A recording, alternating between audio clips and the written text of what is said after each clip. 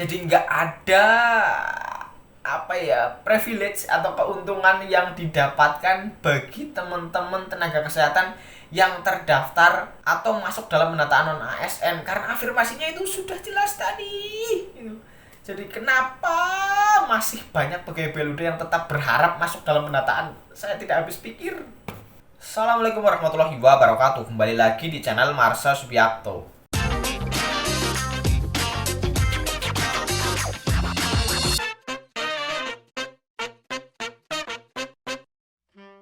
Pada kesempatan kali ini kita akan kembali membahas informasi menarik.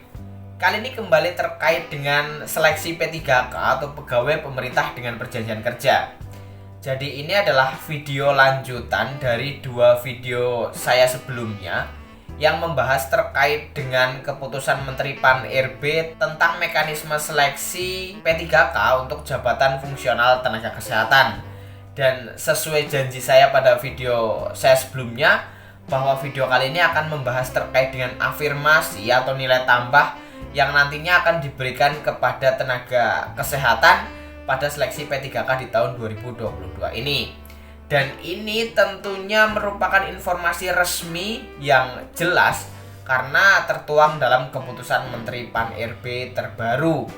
Dan kali ini kita akan coba lihat, kita akan coba buktikan apakah keraguan teman-teman BLUD terutama atau teman-teman non ASN tenaga kesehatan yang tidak masuk dalam pendataan dan mereka ingin masuk dalam pendataan karena takut tidak bisa ikut seleksi P3K atau bahkan takut tidak diberikan afirmasi, apakah dengan pendataan tersebut bisa membuat teman-teman nakes yang masuk dalam pendataan bisa mendapatkan nilai tambah atau afirmasi? Kita lihat kali ini. Untuk itu, bagi yang penasaran, simak terus.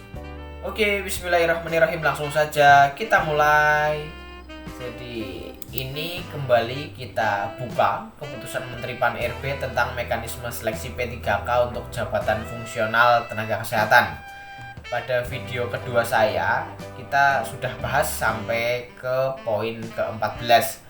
Dan selanjutnya, poin ke-15 ini berisi tentang penambahan nilai atau afirmasi yang nantinya bisa diberikan kepada tenaga kesehatan yang ikut pada seleksi P3K di tahun 2022 ini.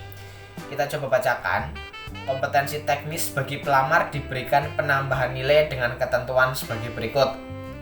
A. Pelamar dari penyandang disabilitas yang sudah diverifikasi jenis dan derajat kedisabilitasannya sesuai dengan jabatan yang dilamar mendapatkan tambahan nilai sebesar 10% dari nilai paling tinggi kompetensi teknis, yaitu sebesar 45. Jadi nilai kompetensi teknis paling tingginya adalah 450. Dan jika ada pelamar penyandang disabilitas yang sudah diverifikasi, maka berhak mendapatkan tambahan nilai sebesar 10%. Kemudian selanjutnya B. Pelamar yang melamar pada fasilitas pelayanan kesehatan dengan kriteria terpencil dan sangat terpencil sesuai keputusan Menteri Kesehatan mendapat tambahan nilai sebesar 35% dari nilai paling tinggi kompetensi teknis, yaitu sebesar 158. Jadi jelas ya, kalau mendaftarnya pada daerah yang terpencil atau sangat terpencil sudah otomatis dapat tambahan nilai sebesar 158 atau 35%. Kemudian C. Pelamar yang berusia 35 tahun ke atas pada saat mendaftar dan memiliki masa kerja paling singkat 3 tahun secara terus-menerus serta melamar di fasilitas kesehatan tempat bekerja saat ini sebagai non-aparatur sipil negara mendapat tambahan nilai sebesar 25% dari nilai paling tinggi kompetensi teknis, yaitu sebesar 113. Jadi ini saya kasih contoh ya, yang banyak kan pegawai BLUD ya atau tenaga kesehatan BLUD. Jadi misal ada nakes BLUD umurnya 36 tahun, kemudian dia sudah bekerja di rumah sakit tersebut atau puskesmas tersebut dengan waktu paling singkat 3 tahun secara terus menerus, maka dia akan otomatis mendapatkan tambahan nilai di kompetensi teknis sebesar 113. Jadi selamat ya bagi teman-teman nakes yang berusia di atas 35 tahun karena sudah ada modal 113 untuk nilai kompetensi teknis. Kemudian D, pelamar yang melamar di fasilitas kesehatan tempat bekerja saat ini sebagai non-aparatur sipil negara mendapat tambahan nilai sebesar 15% dari nilai paling tinggi kompetensi teknis yaitu sebesar 68. Jadi pelamar yang melamar di fasilitas kesehatan tempat bekerja saat ini. Jadi misal ada si A bekerja sebagai perawat BLUD di RSUD Kabupaten A, sudah memenuhi syarat, sudah bisa mengikuti P3K di tahun 2022, kemudian mendaftar lagi di rumah sakit yang sama, maka dia akan mendapatkan tambahan nilai sebesar 15% atau 68. Jadi sudah ada modal 68 bagi non-ASN yang mendaftar pada rumah sakit tempat bekerja sebagai non-ASN itu. Kemudian E, pelamar yang sedang dan atau telah melaksanakan pengabdian berupa salah satu pelayanan kesehatan masyarakat melalui penugasan dari Kementerian Kesehatan sebagai berikut. 1. Penugasan khusus di DTPK, Pensus DTPK. 2. Pegawai tidak tetap, PTT Pusat.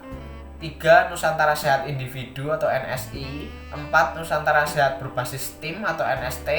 Atau 5. Wajib kerja dokter spesialis atau WKDS, pendayagunaan dokter spesialis atau PGDS, mendapat penambahan nilai sebesar 5% dari nilai paling tinggi kompetensi teknis yaitu sebesar 23. Jadi jika teman-teman sudah pernah jadi NS mungkin ya, Nusantara Sehat, kemudian bekerja di RSUD sebagai BLUD dan mendaftar di RSUD tersebut juga sudah ada banyak modal ya, 23 ditambah 68, apalagi teman-teman umurnya sudah di atas 35 tahun mendapat 113, itu udah modal yang sangat besar untuk mencapai nilai maksimal sebesar 450 pada seleksi kompetensi teknis.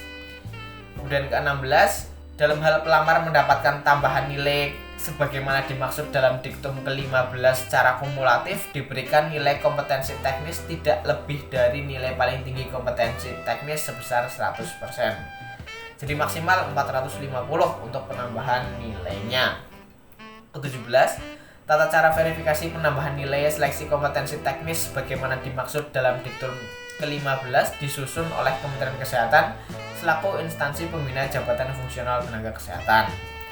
Ke-18, pelamar yang telah dinyatakan lulus dan diangkat menjadi pegawai pemerintah dengan perjanjian kerja diberikan gaji sesuai pangkat sebagaimana tercantum dalam lampiran 2 yang merupakan bagian tidak terpisahkan dari keputusan menteri ini. Ke-19, keputusan ini berlaku sejak tanggal ditetapkan dan apabila ada di kemudian hari terdapat kekeliruan akan diubah sebagaimana mestinya. Ditetapkan di Jakarta pada tanggal 20 Oktober 2022, Menteri Pendayagunaan Aparatur Negara dan Reformasi Birokrasi Republik Indonesia Abdullah Azwar Anas. Jadi semoga penjelasan terkait dengan afirmasi tersebut ya jelas. Jadi nggak ada privilege atau keuntungan yang didapatkan bagi teman-teman tenaga kesehatan yang terdaftar atau masuk dalam pendataan non-ASN karena afirmasinya itu sudah jelas tadi. Jadi kenapa masih banyak pegawai BLUD yang tetap berharap masuk dalam pendataan? Saya tidak habis pikir. Kemudian lanjut lagi, ini lampiran 1 ya. Jadi ini daftar jenis jabatan fungsional kesehatan yang mensyaratkan STR. Jadi ada dokter pendidik klinis ahli, dokter ahli dan lain sebagainya. Di sini ada sebanyak 53 jabatan yang tidak harus ada STR, cuma 3 jabatan ya, administrator kesehatan ahli, entomolog kesehatan ahli, dan entomolog kesehatan terampil. Lainnya harus punya STR jika ingin bisa mendaftar sebagai P3K di tahun 2022 ini. Kemudian lampiran 2 ini tentang golongan gaji pegawai pemerintah dengan perjanjian kerja. Ini teman-teman bisa baca sendiri atau mungkin di kesempatan lain nanti saya juga bahas terkait dengan hal ini. Jadi mungkin itu informasi yang bisa disampaikan pada kesempatan kali ini. Jika ada tanggapan atau pertanyaan terkait dengan hal ini, silahkan tinggalkan di kolom komentar. Mari kita diskusikan. Terima kasih, mohon maaf bila ada kesalahan. Wassalamualaikum warahmatullahi wabarakatuh.